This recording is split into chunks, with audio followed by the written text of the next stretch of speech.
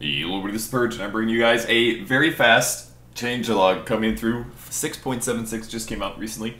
I'm going to go over this. I've done this before. I think you guys know the drill. I will read things, I will tell you my thoughts of them, and then hopefully you will enjoy watching. So, starting things off, Alchemist. Unstable Concoction now explodes if you're killed while charging up. Okay, and he did also get a buff to Goblin's Greed Cap, which means that if you're actually in major farming mode, his gold farm does go up a lot. I'm a little scared about this change because I already think Alchemist's farm rate is pretty insane based on the previous patch, so we'll see how this goes.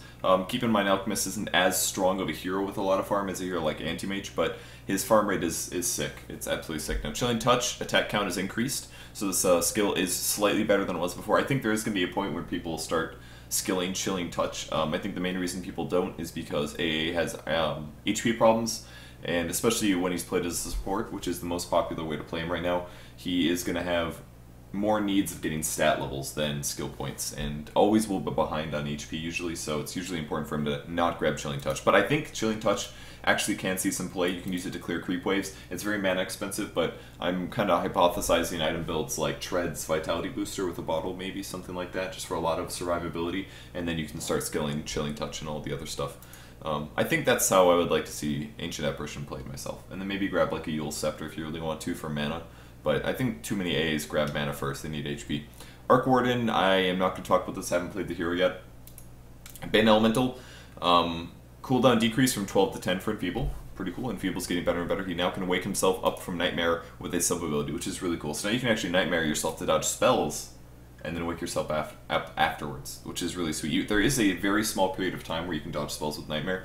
If right before the nuke comes you Nightmare yourself, you're invulnerable for just a little bit. So I think you can actually use that for skill things now, which is pretty cool.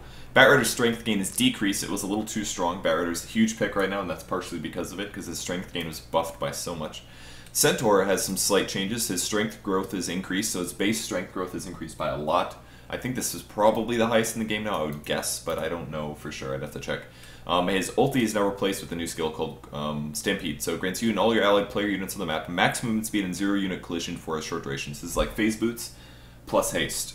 Any enemy units you or your allies come into collision with take some damage and get stunned. Enemies can only be affected by Stampede impact once. That means as the team fight starts, you want to cast Stampede, and then you and all of your allies run through your opponents. You do damage of 100 to 200 plus 2 times your strength. Cool, I didn't realize that was strength based. The stun is 1.25 seconds, and there's a collision AoE. Cooldown is pretty short, and the mana cost is tiny, 50 mana.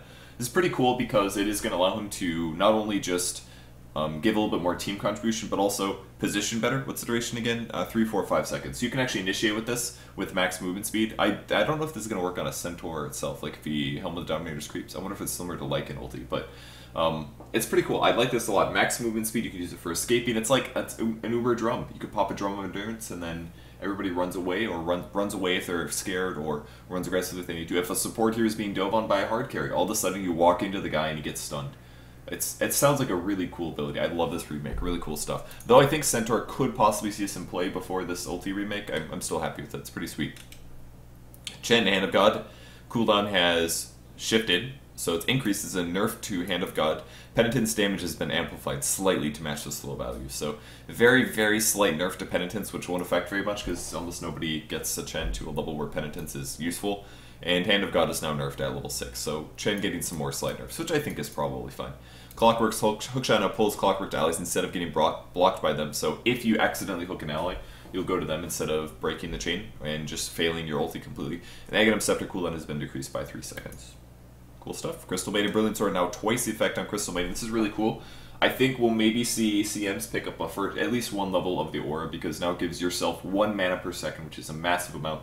Plus all the mana going to your allies as well is very good as well. So at the very least, it's going to allow you to spam your spells more often, and that's where Crystal Maiden is really strong. It's by casting Crystal Nova and Frostbite, and if you can use them for harass more often in lane, which you will be able to, I mean, it's going to take more time. What is that, 100 seconds or so to get enough mana from a Nova, plus more.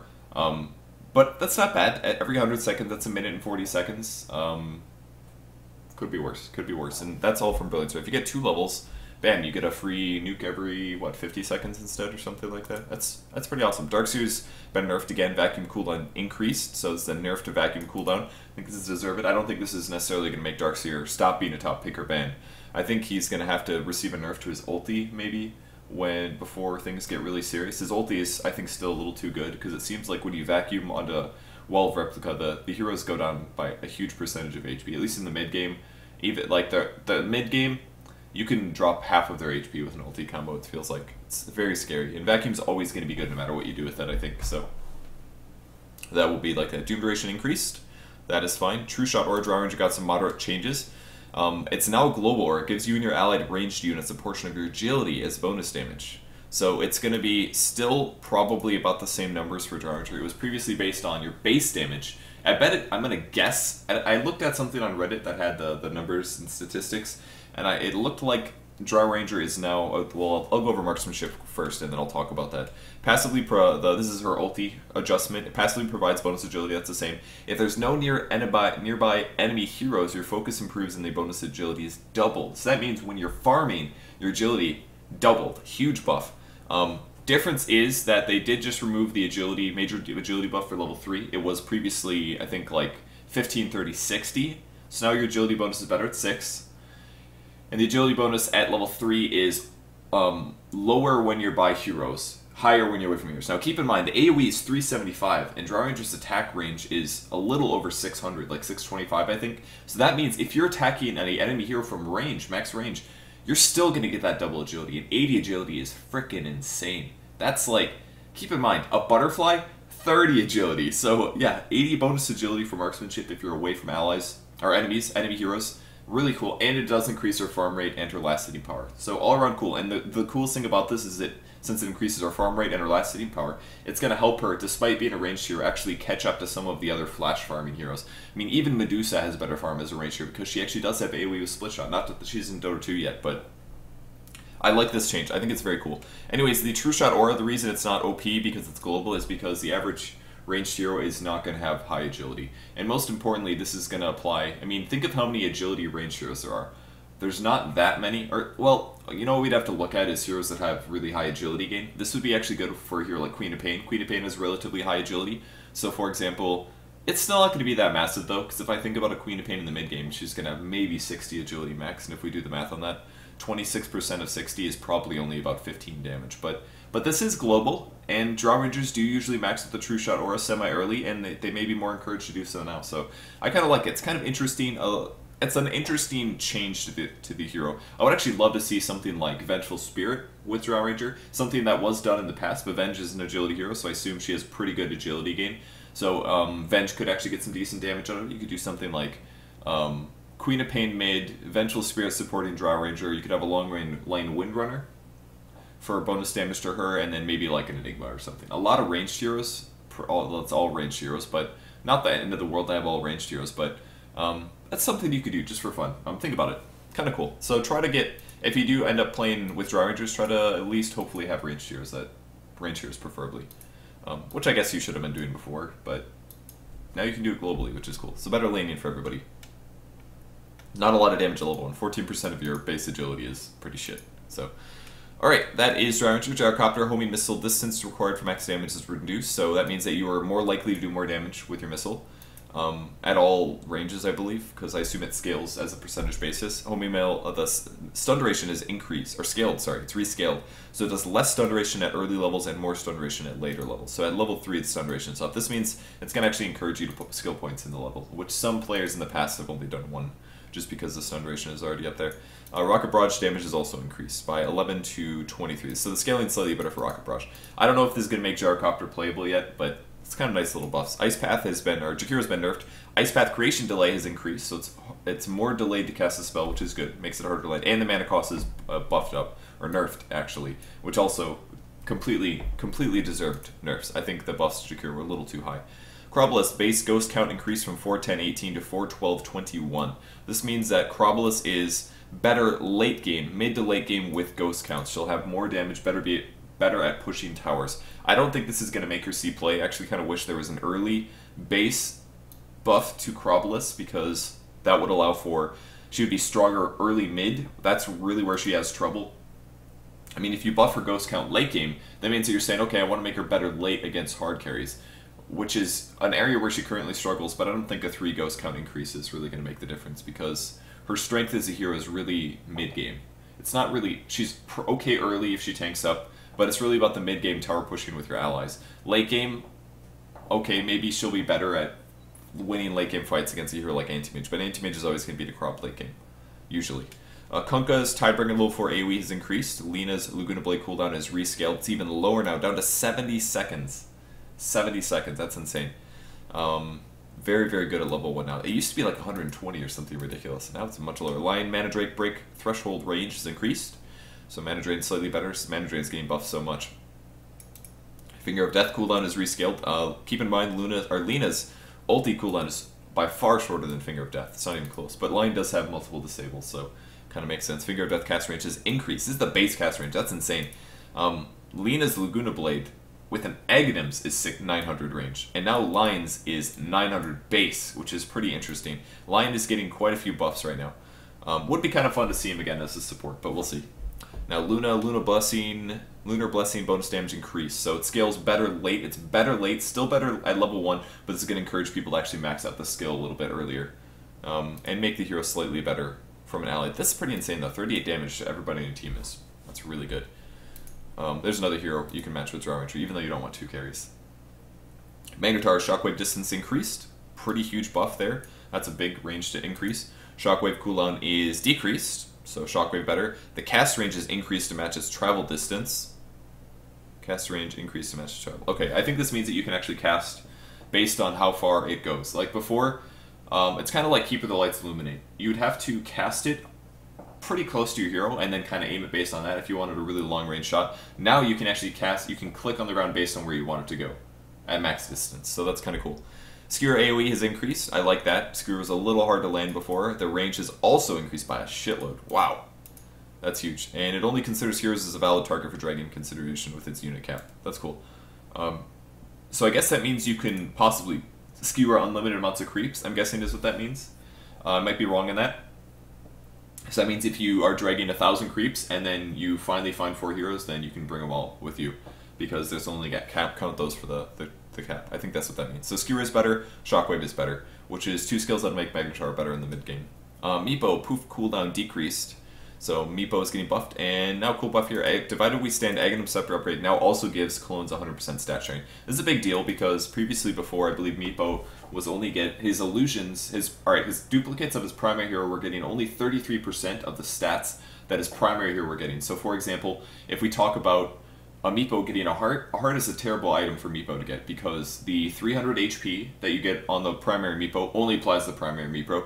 The regen only goes to his primary Meepo, and the 30 or the 40 strength that you purchase, that's part of the heart, 33% of that goes to your Meepos. So you're literally only giving your Meepos, like, what is that, 13 strength, something like that, 14 strength, pretty shitty amounts. Now if you get an Aghanim Scepter, that means that all strength items you get are applied to your Meepos. So it doesn't include the 300 HP from the heart, or the 400, or whatever the hell it is, but you do get the 40 strength. Now that would mean that it's probably not worth buying a heart, but it's probably worth picking up a Reaver. Because a Reaver is 100% effectiveness towards all your Meepos. So huge effectiveness from that. And there's not really, I thought about this last night when I was going to bed, but there's not really like a lot of effectiveness you get out of the other components. So it'd actually be kind of worth it for a Meepo to just go Aghanim Scepter with a Reaver and leave it at that. You don't have to get, I think Mech is still required and Blink Dagger possibly still required. Vlad's is also very, very good.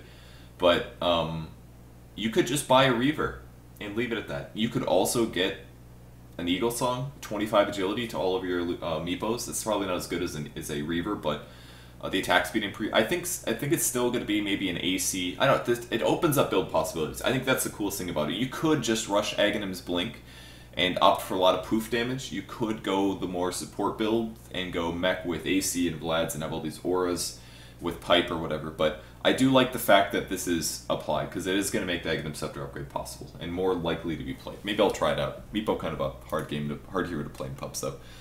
Murata getting a slight buff to Arrow, 20 to 17 cooldown. It used to be 25 not 6 months ago, so this is a pretty massive buff. Moonlight Shadow mana cost is decreased by a lot. I like this a lot. It does make her ulti easier to cast. Like if you don't have to be like, wow, I don't want to cast my ulti because I'm gonna lose half my mana pool. Just to say maybe save one guy.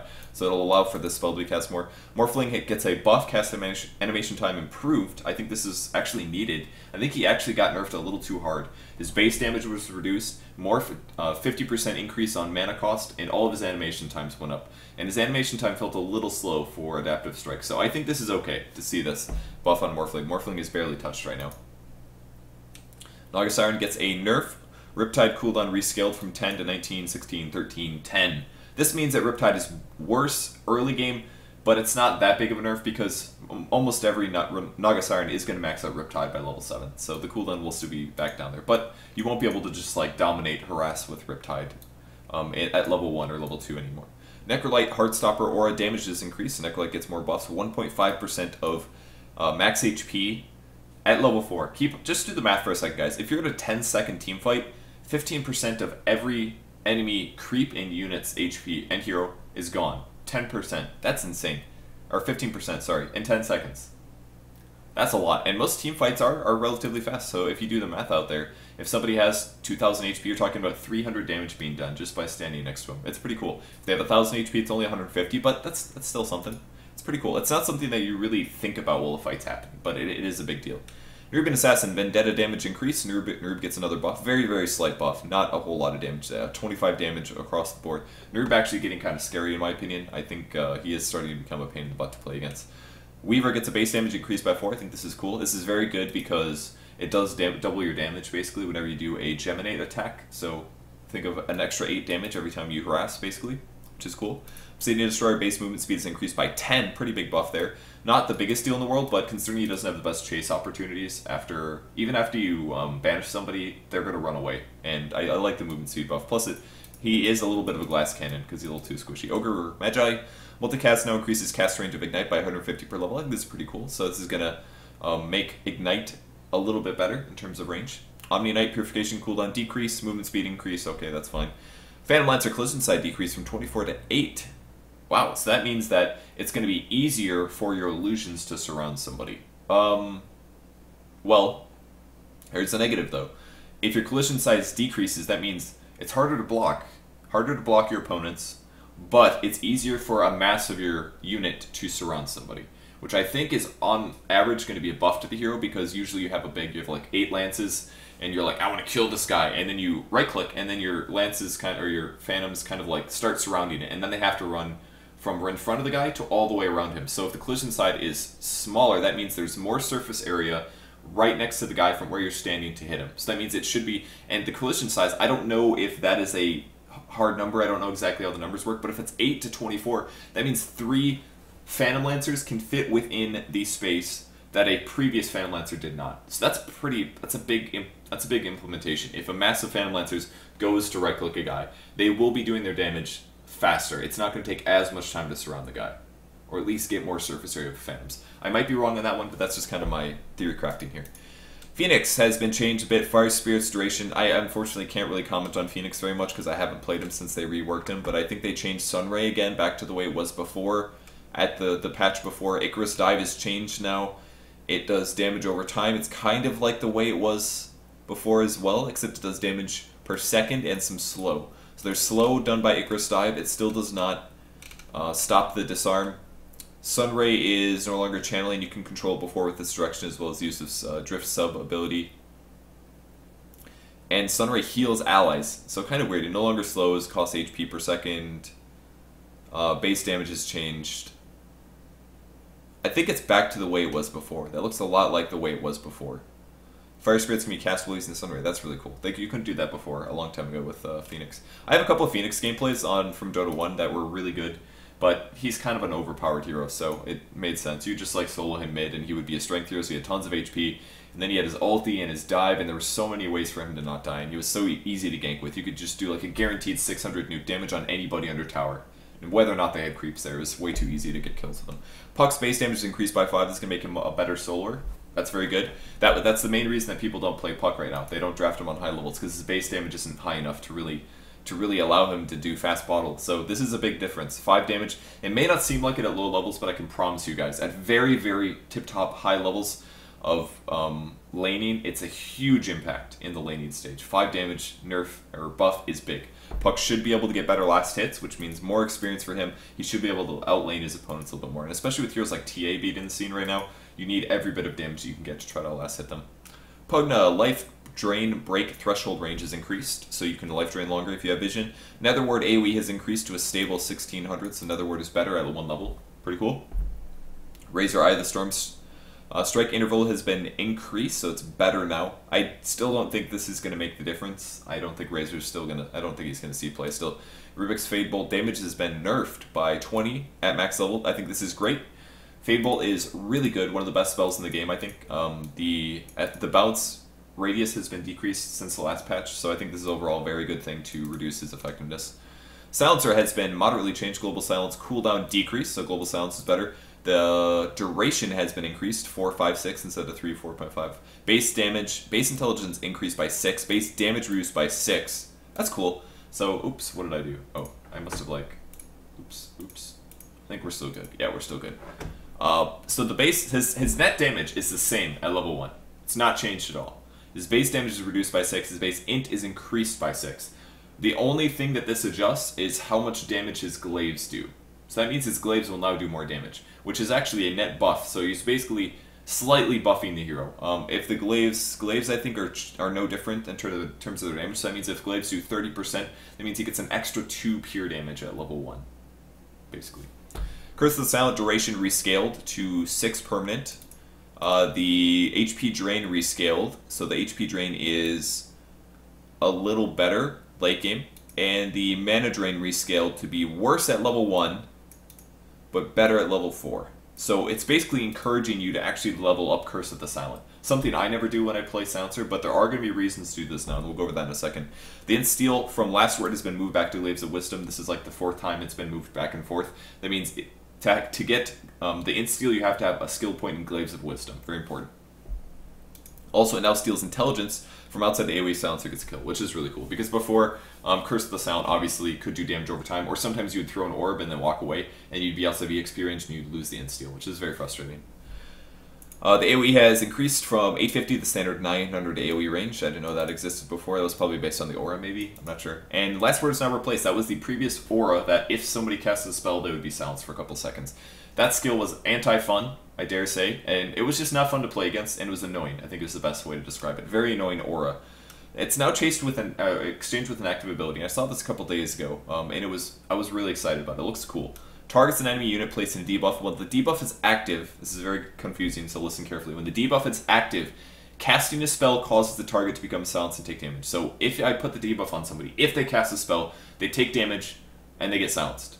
Now, if the duration of the debuff runs out without them casting the spell, which means no damage, no silence, then they'll still take damage and be silenced, but also disarmed. I didn't read that part before. It was either I misread it or I was confused, or they changed it when I saw the patch notes 2 days ago.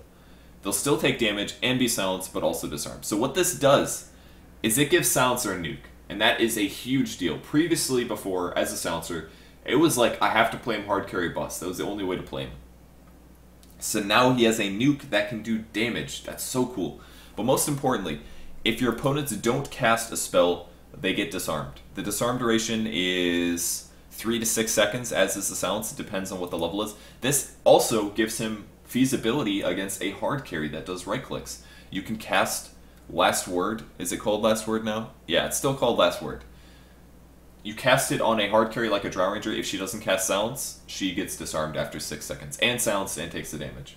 That's really cool. I really like this. You can use it in conjunction. By the way, there's the mana cost. Mana cost, oh, that's cooldown. Cooldown is very low at level 4, 12 seconds. I dare say we'll see all Silencers max this skill first now. Guaranteed.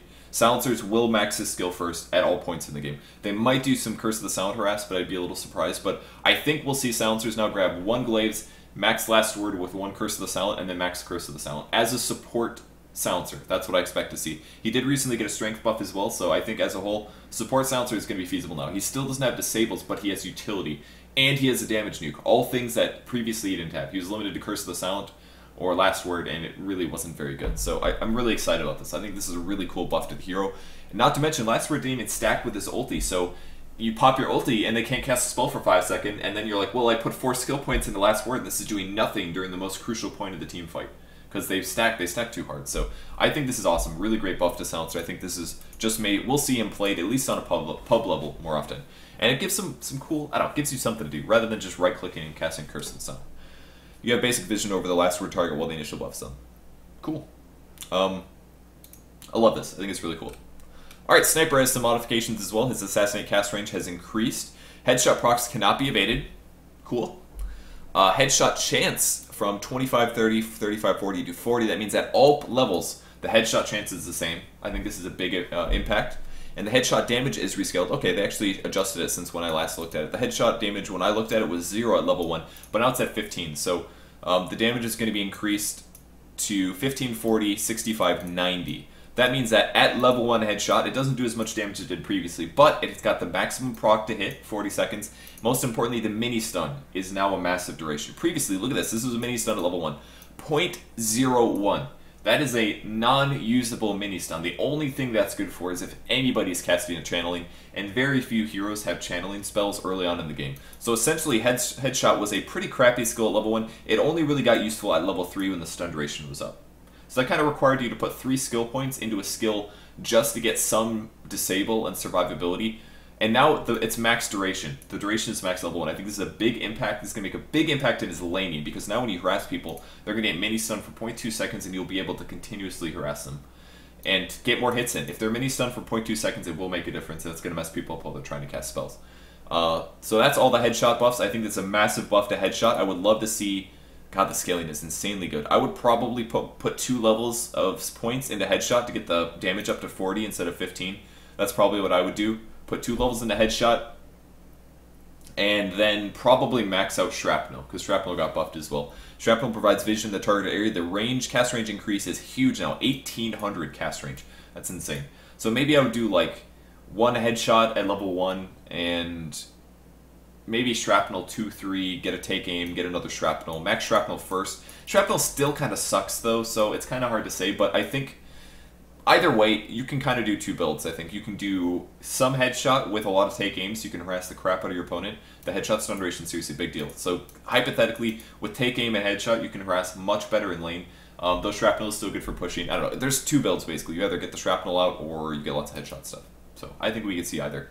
Templar Assassin gets some nerfs. A static trap now requires a build-up time to reach its maximum slow. It starts at 30, is increased by 5% each second until it reaches 50. What this means is that as you're chasing, as we see TAs normally played, they won't have traps set up. It's not really a trap in a way, because very few people actually have them set up. But when you put it on the ground, it'll start at 30%. So if you're chasing somebody, the slow is not going to be nearly as massive in a team fight, which is a big deal, because that was kind of an unfair part about TAs, that the traps were a little too good, because it wasn't like you're setting things up. It was more like, oh, team fight started, trap and slow everybody in the team for 50%. Now it's only going to be 30 unless they let it ramp up over 4 seconds. Terrorblade Metamorphosis damage has increased, so the scale's better. I think TB could be played at a high level, possibly. Tidehunter Ravage damage is decreased, so it's worse early. Slightly worse. It's still as good at level 16. So Tidehunter getting some slight nerfs. Treant Protector strength growth is increased, so he gets more damage per level. Living Armor HP regen has been increased as well, up to 13 at level 4. So Treant Protector is really better. Venomettes are going to receive some nerfs here. Venomous Gale mana cost rescaled from 90 to 105 to, or 90 to 135 to now 125 at all levels. This is a nerf to Venomancer. It is a nerf to Venomancer. That means that as a support Venomancer, well, it's a nerf to support Venomancer. To a support Venomancer, mana is very precious, because you're casting wards usually, and Gale, and possibly your ulti if you've got the mana for it, which you usually don't. So he's not going to be as able to cast Venomous Gales. So Venomancer, slight nerf to him. Now keep in mind the damage has increased. The initial damage is actually scaling better, and the damage per tick has increased. So it's now better at level 4. So that's important. It is better at level 4, and that's why I said support Venomancers. This may encourage you going Gale first on Venomancer. You could play more likely as a solo hero. I still don't expect to see him played this way, because wards are so good, but you could play him as a solo and get slightly more damage out of Venomous Gale. The mana cost is actually less now at level 4, so it basically encourages you to put points into Venomous Gale, rather than a typical Venomancer who will max out wards, get 1 Poison Sting and 1 Gale, and then just get stat levels until you get your ultis. Because it wasn't that worth it to max out Gale. The damage was okay. It was okay. Now it is much better. Gale is going to be much better at level 4. The mana cost, you might as well put points in it because you're already spending the same mana. There's basically no disadvantage towards putting points into the skill level. I think this is the same. I remember when Vengeful Spirit Stun was 95 mana. It was really good. People would leave it at level 1 because they wanted to always keep it at 95 mana, because you would never have to spend a lot of mana. Now the base is 110, I think, and those little mana differences make a big deal. So we may see Venomancer less as a roaming hero, more as a Gale after wards hero, is what I'm predicting, at least on the pro levels. Poison Sting also nerfed slightly at level 1, so this also encourages you to put points into the skill, something that previously people didn't like doing. Warlock Infernal damage is increased by a pretty decent amount. That's a 50% buff at level 6, so pretty big buff to Warlock. Winter Wyvern, some things there, you guys can read them. I'm not going to talk about them because I haven't played the hero yet. Witch Doctor, Death Ward Aghanim's upgrade changed from 3 target split attack to 5, so this strongly increases his ulti if you get the Death Ward.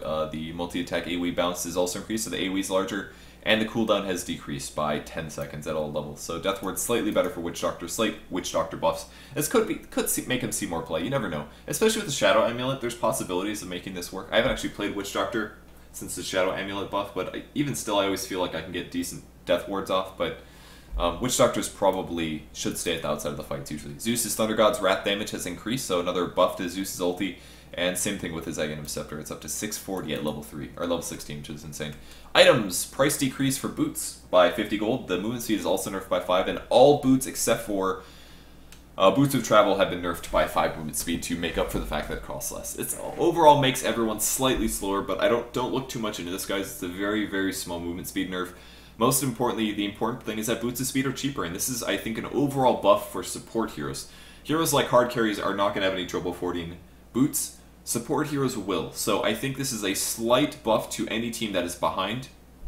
I guess hypothetically you could look at it as any team that's slightly ahead will get their boots earlier as well, but I think this is good, a very good buff, because there are times when a support hero is so behind that they can't afford boots. I think this is a good thing. Armlet cooldown is increased from 1 to 2 seconds. This was needed, actually. There was some abuse that you could use with this. If you're in a 1v1 team fight with a hero, you could pretty much never die, because as you got low, you could toggle your armlet and off again and get an extra 400 HP. So this makes that window slightly smaller if their damage is up. Force Staff is getting a nerf. Recipe is reworked. Instead of costing a Staff of Wizardry, a Quarter Staff, and a 500 gold recipe, and costing 2,400 gold, and now it costs a Staff of Wizardry, a Ring of Regeneration recipe, and a 1,000 gold recipe. So this means it only gives you 10 intelligence and 3 regeneration instead of 10 attack speed and 10 damage. This means that it's slightly cheaper by 50 gold, but most importantly, it's better for a support hero. It only gives intelligence and regen. So a hero like Crystal Maiden, it's better for her, actually. She doesn't want the damage. She doesn't really need the attack speed either.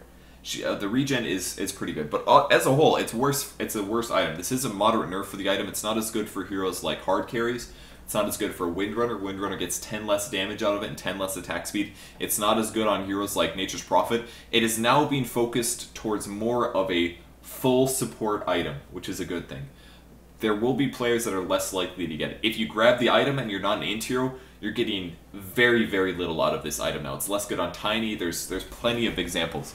It's only giving you regen in int, so it'll give you mana pool, it'll give you regen, but most importantly, you're spending 1,000 gold on a recipe, and that's important to look at that, as that is what you're paying for the utility component, and it's worth it still on a lot of heroes, but it is largely just the utility now. Largely just the utility. So it's going to make people more hard-pressed to purchase the item, which I think is necessary because it is a little too good.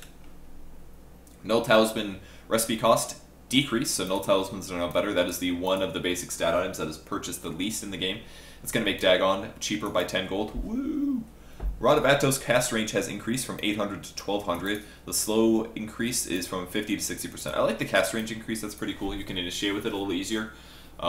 I think the item is still probably a little rough. I don't know if it's worth it quite yet, but we'll see. Shadow Amulet Fade Time is decreased very slightly, and Gameplay and Cosmetics added a new game mode called Tag Team. I don't really want to talk about that, so you guys can read over that if you want. This is all playdota.com/changelog/6.76, of course, if you guys want to look at this.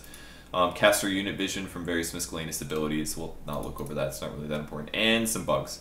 So I think that's about it. Bugs not really worth talking about. Yeah. I think we're good. Alright, so that's the patch, guys. I hope this one was less long than the last one. I'm guessing it was like only 40 minutes instead of an hour. But I hope you guys enjoyed. Thanks everybody for watching, and I'll see you guys later. Hopefully streaming today, maybe. See if I feel like it. Maybe later today. Like, that's it. Alright, thanks for watching, guys. Bye.